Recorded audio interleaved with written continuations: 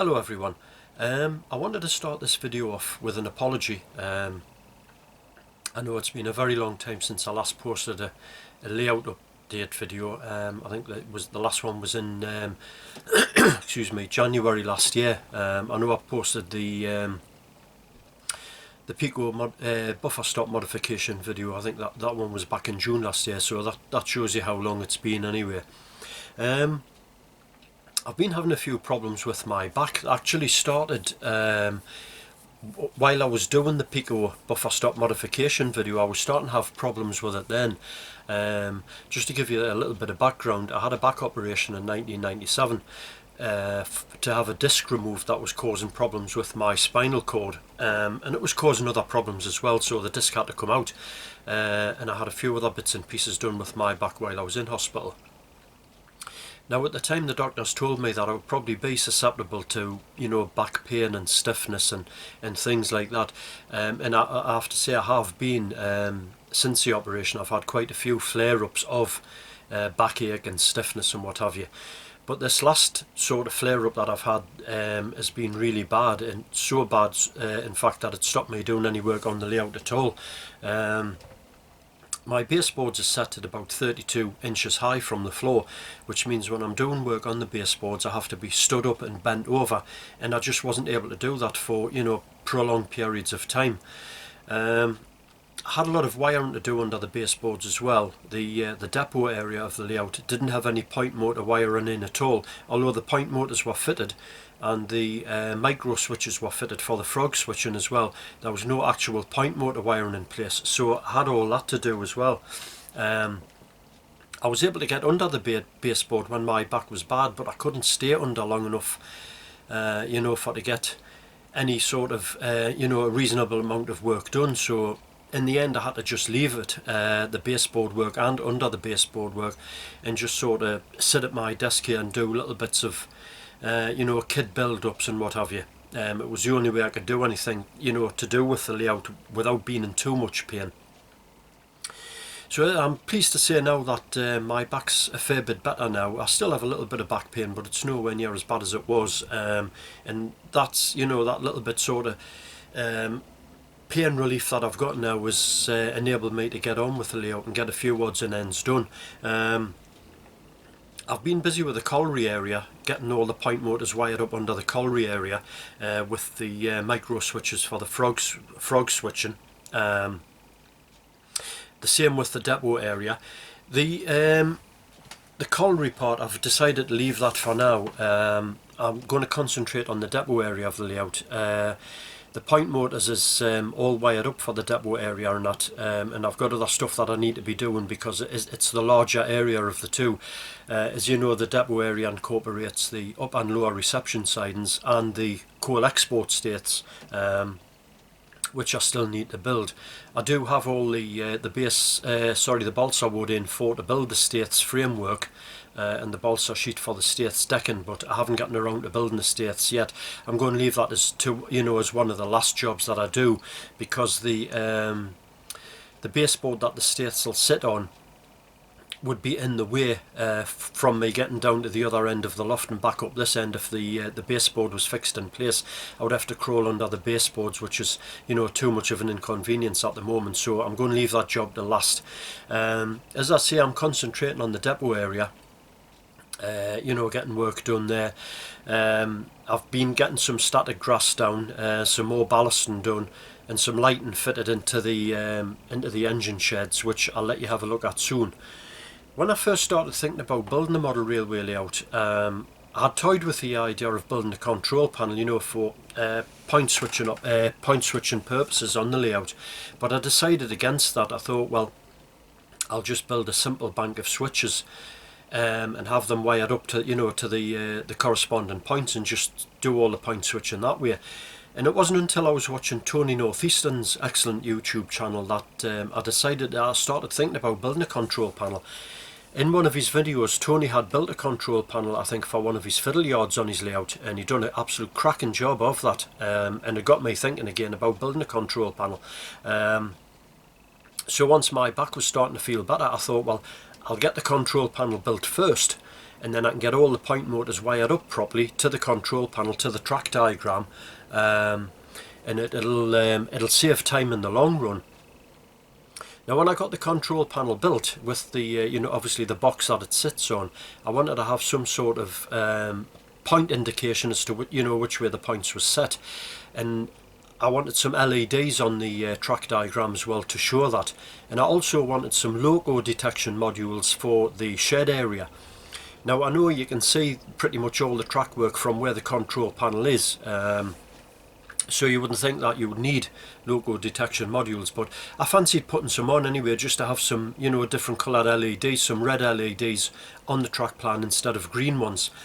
So I got some infrared loco detector modules, and I got the block signaling, I think BOD2NS, which are infrared detectors, and fitted them up. They were dead easy to fit up and wire up and everything. They work no problem at all. I thought there may have been a problem with those, with the fluorescent lighting that I've got up here in the loft, but they've been absolutely fine. And the nice thing about them as well is that they're programmable. I think there's about 3 or 4 different programs that you can go between, depending on what you want. You can set delays between each mode, so any gaps between, you know, a logo and brake van is ignored, and you can set it so that it doesn't reset back to green, you know, too soon if you want it that way as well.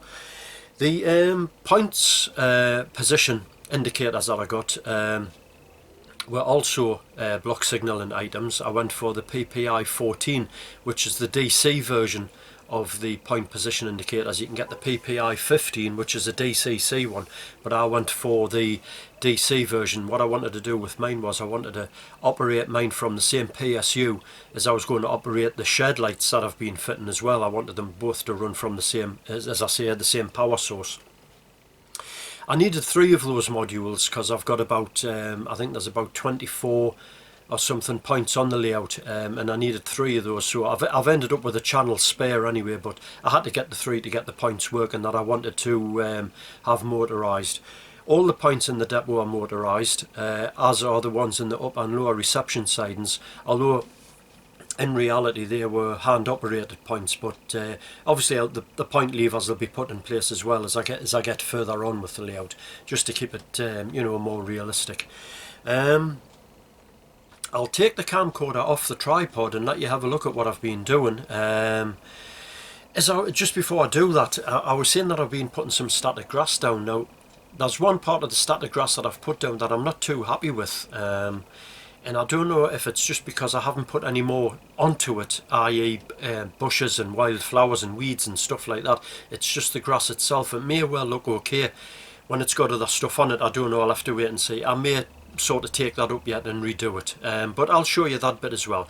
So what I'll do is I'll take the camera off the tripod and I'll let you have a look and let you see what I've been doing. Right, as you can see, the colliery area of the layout, as I say, remains largely unchanged. I haven't done anything on top of the baseboards at all. I've had a little bit of a tidy up. As you can see, it might look a little bit better. Some of the clutter's out the way, but the majority of work on the colliery area, as I say, has been done under the baseboards, finishing off wiring up the point motors, getting the micro switches fitted for the frog switching and that, and, you know, testing everything, making sure it's okay, which luckily it is anyway. So we'll leave the colliery for now, and we'll come across to the upper reception yard sidings. The ballasting's been done on the tracks now. I've still got a little bit to do on the end there, but I'm not going to do that until I make a start with the states, so that'll get done at a later date. The ballast itself still needs finishing off. There isn't any sort of vegetation or weed growth or any little bits of long grass on the upper reception yard sidings on the ballast, so I still need to do that. The track pretty much is ballasted all the way up to the top there, which you can see. Just up there you can see it's all done now, which it wasn't done before on the other video, so I'll get all that done in due course. The embankment part of the upper stroke lower reception yards is, as you can see there at the moment, is just painted plaster cloth. I haven't done any more with that. That still needs finishing off, which I will get done again in due course. I need to extend the embankment. From here it needs to go around up as far as more or less where the Y point is, and then get it all grassed and finished off and that. So I can't really do that until I get the Staith's baseboard in place. Once I've got that in place, I can carry on and extend the embankment up to where it needs to go. So that's another job that's going to have to wait. The other stuff that I've gotten done, or at least started, there was a girder plate bridge at West Blyth which I've made a start building. I haven't done very much with it at the moment, as you can see. The wing walls is done. They're made out of balsa wood. I like to use balsa wood for stuff like that because it's so easy to work with it. You know, anybody who's used it will know it's dead easy to cut and shape and sand, and it's no problem at all to work with. As I said, I've made the wing walls out of balsa wood, and they're covered with scale scenes, with a scale scenes brick paper. The brickwork, obviously, you can see there, it just hasn't been on very long, and that, so that needs toning down to make it look a little bit more realistic. The top part of the bridge, I've used Redutex, it's like a textured sheet. It's got like a rubbery feel to it, self-adhesive sheet. So that's what I'm going to do with that. Again, that's going to need toning down because that's way too bright as it is there. This part of the bridge isn't going to have any roadway coming off it, but the other part of the other end of the bridge will. There was a track, more or less like a dirt track, goes down to the access road into the depot. It joins onto that, so that'll be done when I get around to it. At each side of the bridge as well, there's like an embankment type thing comes down at each side as well, so that'll be put on as well using plaster cloth again. Moving across to the depot area, there's a small substation there, which there was at West Blyth. There was actually two transformers. There was another one at the side of the car park roundabout here, which had like a security fence around it with a gate on. Unfortunately, I'm not going to be able to have that one, because by the time I get the embankment on, that's going to pretty much take up the space where the transformer could have went. I was going to use this Hornby transformer for that, but obviously I'm not going to be able to use that now. I'm not too worried about that because I've had to make compromises all over the layout, really. You know, leaving stuff out and putting other stuff in. So it's okay, it's not too much of a problem. Some of the static grass that I was talking about, which I've done at the end of the office there, that bit's okay. I'm quite happy with that. I got one of the WWS, I think it's the Pro Micro Grass Applicator or something like that. I've actually got a Noch one as well, and the WWS one runs rings round the Noch one. It's a really good one to have. So if anybody's thinking of getting an applicator, I'll maybe have a look at that one if you're thinking of buying a one. The office there, you've seen that before, so I'll not go into that anymore. The rectangular tank there, on the last update video I didn't have the little bund wall built, but I have now. That's glued in place, needs toning down a little bit as well because obviously the brick paper's a little bit too bright, and I think probably the capping stones on the wall need sorting out as well, which I'll get done. The car park, I used Metcalf sheets for the car park. They're like the thick card sheets, but they were very bright in colour, like very light grey colour, so I'm starting to tone them down a little bit, which I've made a start more up the top end and working my way down. There's still a few little bits of lighter patches there which you can see. There's a couple down there as well which I need to get done and sorted out. The Maestro van, Austin Maestro van, I don't know if maybe you've caught a glimpse of that before on other videos. That's actually a Shapeways. I bought it from somebody's Shapeways shop. It was quite expensive, that, but I wanted to have a Maestro van on the layout, as well as some Sherpa vans which I haven't built up yet, so I just need to put the decals on that and that'll be the van pretty much finished. I seen this bike shed on somebody's YouTube channel, and I can't remember the name of the channel, but I remember these bike sheds from when I was a lot younger.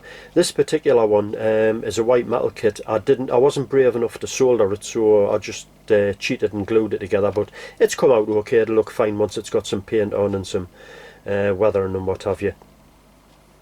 The static grass that I was talking to, that I mentioned to you before, that I wasn't too happy with, which I'll let you have a look at here, is this little piece here. It's not a very big piece, it's only about, I don't know, maybe 1.5 feet, 2 foot long at the most.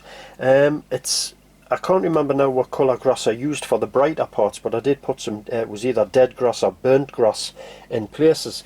Now for grass it looks okay, but it looks, it doesn't look right to me when compared to some of the photographs at West Blyth, and I need to get it right because it's quite a long stretch. This part of the embankment, it starts off virtually flat here and gradually slopes down more in the grass ends here, but the embankment, as you can see, goes way down there, right the way down to where the lower yard offices are, and then, as I said, around the corner to where the Y point is. So I need to get this right to make sure that it looks okay, as realistic as possible.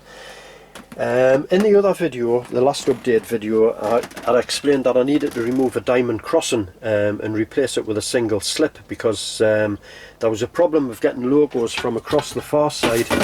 I've just kicked my ruler over there. Across from the far side over to this side of the layout, I couldn't get the logos in because of the diamond crossing. So I had replaced it anyway with a single slip, which is in. That's all fitted up and working now. Some of the point motors that I had run out of, I needed for the single slip. So the point motors is fitted now.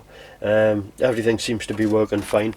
If you remember, I had to reballast around this area here as well, around to about there. That's done, but it still needs toning down a little bit. It's still quite bright, so I need to do a bit more work on the ballast there. Right, yes, I was going to mention these labels that I got from eBay. I don't know if any of you have seen these before. What I use these for, I've used these for labelling all the cables for the point motors. Every single point motor is got one of these tags on at the point motor, and then there's a tag again with a corresponding point number in the control box as well. So it shouldn't be too difficult to trace any faults, if should any faults occur, because of all the cables being tagged. And they're very simple to use. All you do is you write on each half of it, and then you wrap the tag around the cable, and then you fold these two halves together, and with them being self-adhesive, they just stick together. And it's I found them very, very handy for to, as I say, label all the point work and the other cables that's under the layout as well. Right, I'll take you down and let you have a look at the control panel I was talking about. As I say, I wasn't going to bother with the control panel, but it wasn't until I seen Tony Northeastern's site that really got me thinking with that. Because as I say, the control panel that he made was really good. I was very impressed with that. This is just a very simple one. It's nothing startling. As I said, I wanted to have some point indication on, and also some logo detection indication on the control panel diagram as well, which is what the red LEDs are. They're the logo detection modules, or brake van modules, whatever happens to be on that piece of track at any one time. This one here, you can see that this one's red because the piece of track that corresponds with rather is where the class 37 is there. That's actually sitting on top of one of the detectors. The other one, this one here, which you can't see, it's behind the shed in the far corner there, but there's actually a brake van sitting on top of that one, which is why that one's on. These three ones here, they're logo detector ones as well, as is this one here. So I've got 6 in the depot area, and I've got a couple which aren't wired up yet for gaining access into the colliery side of the layout, which will obviously the logo detectors will be wired up and working to a different control panel. I'll make a slightly smaller one for the colliery area. The switches I've used throughout the panel are all sub-miniature switches. Obviously these switches for the lights and what have you in the shed area, they're just straightforward on-off switches, whereas the point motor switches are they're the on-off-on switches with a centre off bias. So hopefully the point motors will never get burned out. Well, they shouldn't anyway, because they're wired up to a 2 capacitor CD unit anyway. All the LEDs and switches are wired up and working. Everything's working fine. I've got another couple of switches here which you can see they're labelled upper yard lights and lower yard lights. They actually do go on the top of the layout here. at West Blyth there was quite a few yard lamps ran along the top here, so many on the top, and then again along the bottom. Now what I'm going to use for those is I'm going to use the Econ EL1, I think it is, yard lamps for those, which are very similar to some of the ones that was at West Blyth. So I think I've got enough probably for to do all the ones that I need to do. They'll probably go down as far as the point before the Y point, which I'm just trying to zoom in and let you see that point. They'll probably go down as far as there, and probably about the same sort of position on the lower yard. As I say, that's a job to do at a later date. I mean, I've got enough wiring and everything for to wire all the lights in and what have you, so that's not a problem. So it's just a case of waiting until I can get around to it.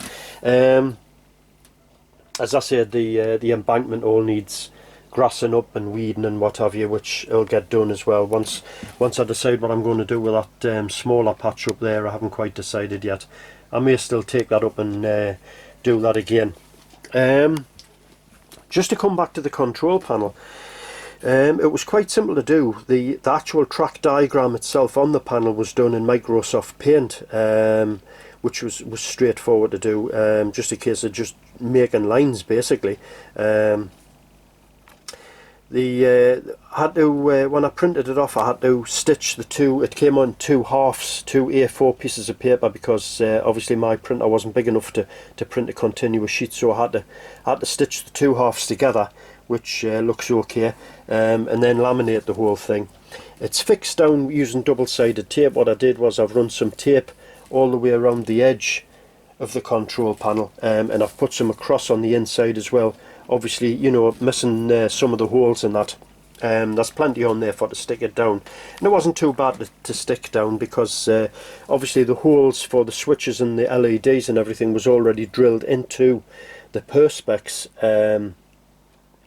So when I got the holes punched out for the switches and LEDs and stuff, it was just a case of matching the holes up, just taking the backs off the double-sided tape and just matching the holes up with the holes in the perspex, and just very carefully just laying it down and just smoothing it out, and then fitting all the switches and LEDs. The perspex, if anyone's interested, I got from a place in the northeast called Bay Plastics. It's situated on the Tyne Tunnel Industrial Estate in North Shields, and they do perspex in a variety of colours. You just go up to the place, to the little sales office, with your measurements and what colour you want, and they prepare your perspex while you wait. So it's a handy place to know if anybody needs any perspex. Now I actually I made a couple of mistakes with the track diagram, which I'll tell you about. I've kept the old ones to show you exactly what I did wrong. So if we just come across to the other side, I'll get one of the scrap diagrams that I used. This was the first one I think that I did. It looks pretty much okay, but when I take it across to the other side, you'll see exactly what I mean. If you have a look at this one here, you can see the 4 siding ends there, but when you actually look at the layout itself, there's only 3 sidings. And the other mistake that I made with this is, if I just zoom that back out, you can see there's a crossover there, but in actual fact there's no crossover on the layout. So I had put an extra track, an extra siding in, and a crossover that shouldn't have been there. So what I did was, I thought, well, it's not too much of a problem. I'll just do another one, print it off, laminate it, and then that'll be okay. So this is the other one that I did. And as you can see, I very cleverly did exactly the same thing again. 4 sidings and a crossover, which aren't there. But I think what I did wrong with this one was, I needed to do some work on this. I think it was the wagon repair siding track. I needed to do something with that. And I did that, and I got distracted and I forgot about them. So the cross, as I say, I printed another one off and laminated again. It was exactly the same as the one that I'd made the mistake with. So it was a case of third time lucky with the control panel, but luckily it's come out okay now. I think there's only a couple of things left to tell you about. The wagons, the couplings on the wagons. I'll just get down on my knees here to show you this. I did a video on changing the couplings on the wagons from tension locks to using the you know, the Brian Kirby method of uncoupling wagons, where you put a staple on the shank of the the coupling hook there at the bottom, and it's attracted by a magnet and it helps to uncouple the wagons. Well, I got quite a few of my wagons converted to that, and what was happening with mine was, and I don't know why this was happening, but all the staples never seemed to stay on for very long. I tried a few different glues, and they just wouldn't stay on. They would stay on for so long and then they would drop off, and if one of them was going to drop off, it would always seem to drop off over a point, and then it would cause a short because it was lying on the point, and it would trip the whole system out. Luckily there was never any damage done with any decoders or anything like that, so I think I was really lucky. But what I've decided to do is I've decided to change them again, but the ones that I'm going to go for this time are the 3mm scale Spratt and Winkle couplings, and I'm just zooming in here just to let you have a look at that. I hope it doesn't go out of focus. I was chatting on with a guy on RM Web, a guy called Dave Scott, and he's a railway modeller from Scotland. Now his club layout, they use these exclusively on the layout, the Spratt and Winkle couplings. These is the 3mm ones. You can get 4mm couplings, but they don't look right on 00 gauge wagons. They look a bit too oversized for my liking, so I went for the 3mm ones, which I think look just about okay. Obviously the this particular one and other ones as well still needs painting up. You can see the brass hook there and the coupling wire for you know, for other wagons to couple up onto it. The nice thing about these is you get the 3-link. You can put the 3-link chains on as well, which they are what's attracted to the magnets for the uncoupling of the wagons, and I think that's a nice feature. You don't really get that with the tension lock couplings, and I think by the time these is painted up, you know, and a bit of weathering done on them and that, they'll be no more obtrusive than what the tension lock couplings are, to be honest with you. I think they're a better coupling altogether, certainly look better to me anyway. So that's what I'm busy doing anyway. I'm busy converting all my wagons. This actual line of wagons here that you're looking at, they're all done. I've still got a lot more to go at yet. I've got well, there's these hopper wagons here that you can see there. There's the brake vans across there on the van line and in the depot area. I've done about 3 brake vans, 2 or 3 vans I think. I've still got the other ones to do, and I've got a box. I'll just zoom in there. I think it's that box there, that cardboard one that you can see. I've got about 30 hopper wagons in there, brand new kits, hasn't even been built yet, and I still need more than that. So I've got quite a few to go at to fit the Spratt and Winkle couplings. They're pretty easy to do. What I'll try and do is I'll try and get a video put together of the Spratt and Winkle couplings, of making a one. They take probably about 10 minutes to make one coupling. They're not too bad at all. There's a little bit of soldering involved. Now my soldering's not the best, but it's adequate enough to be able to build the couplings up, you know, to a satisfactory standard, so they can be actually used. I'm going to have to make a slight modification to the logos. If I just zoom in into the Class 8 one here, you can see the coupling bar there between the buffers when it comes back into focus. There we are.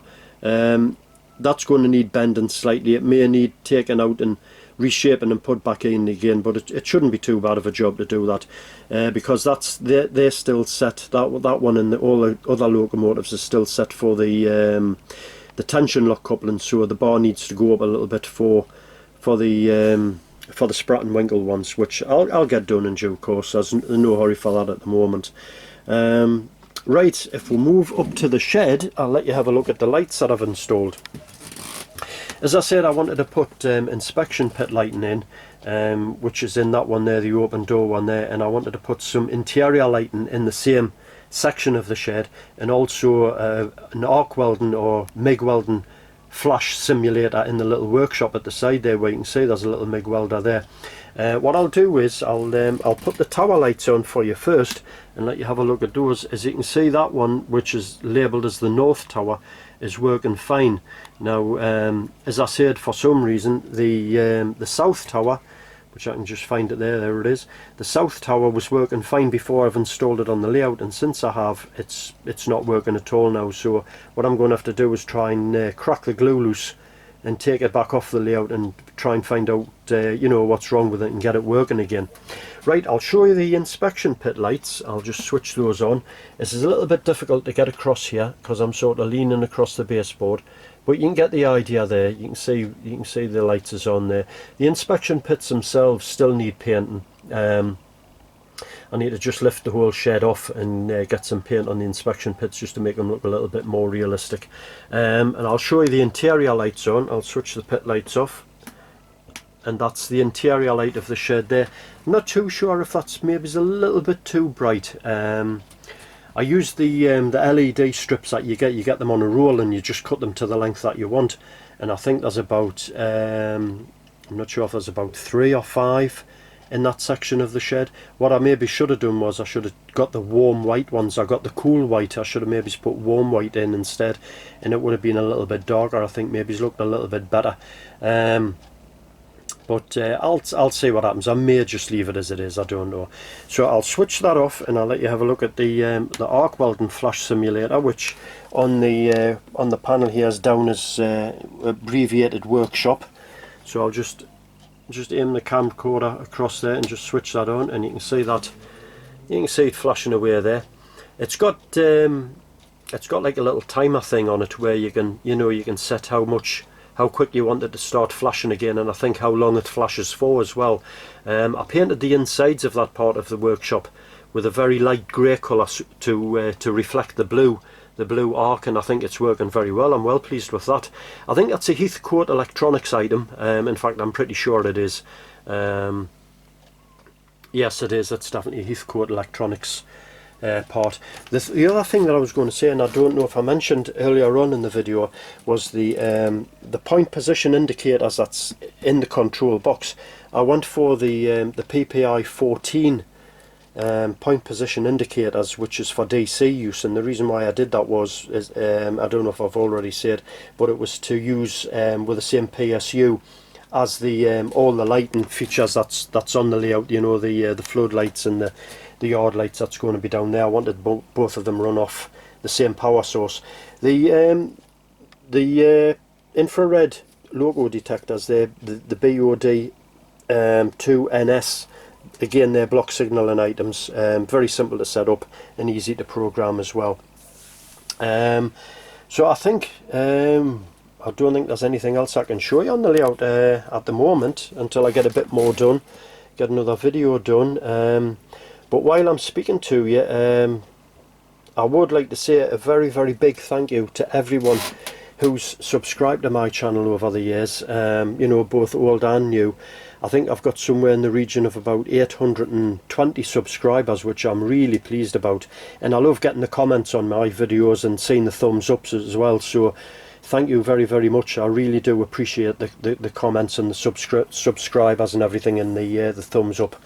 So I think I'll sign off now. I don't think there's anything left to tell you. So I'll, as I say, I'll try and get sorted out with a video of the Spratt and Winkle couplings, building a coupling up, just to let you see how it's done, just in case you maybe fancy changing the couplings on you. I hate tension lock couplings. I think they look horrible. And I was pleased to be able to, you know, find another an alternative to using tension lock couplings.